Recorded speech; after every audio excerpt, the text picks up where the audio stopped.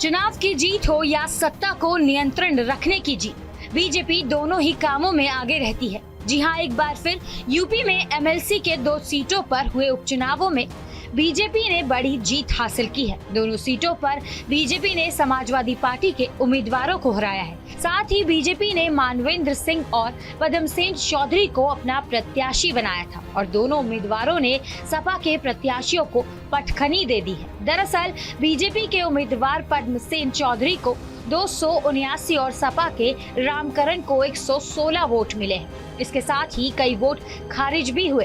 तो वहीं दूसरी सीट पर बीजेपी के मानवेंद्र सिंह को करीब 280 वोट मिले। खैर, ये तो बात हुई बीजेपी की जीत के लिए मिले वोटों की, लेकिन अब जब से कर्नाटक में कांग्रेस का कमबैक हुआ है, तभी से ही बीजेपी की मुश्किलें बढ़ गई हैं। पार्टी को कांटे की टक्कर तो नहीं, लेकिन एक मजबूत विपक्ष मिल गया है। लेकिन यहाँ सवाल ये भी है कि समाजवादी पार्टी का क्या? एक समय में मुलायम सिंह यादव के नेतृत्व में सपा का डंका बजता था, लेकिन अब पार्टी धीरे धीरे अपना वर्चस्व क्यों खो रही है? एक तरफ समाजवादी पार्टी की रणनीति हल्की पड़ रही है, तो वहीं दूसरी तरफ यूपी में बीजेपी की कामयाबी शोर मचा रही है। साथ ही इन एमएलसी उपचुनावों में ओम प्रकाश राजभर और राजा भैया की पार्टी ने भी भारतीय जनता पार्टी के उम्मीदवारों को वोट किया है। वहीं कांग्रेस और बहुजन समाज पार्टी ने इन उपचुनाव से किनारा कर लिया था। इससे प्रदेश में नए राजनीतिक समीकरण बनने के आसार बन रहे हैं।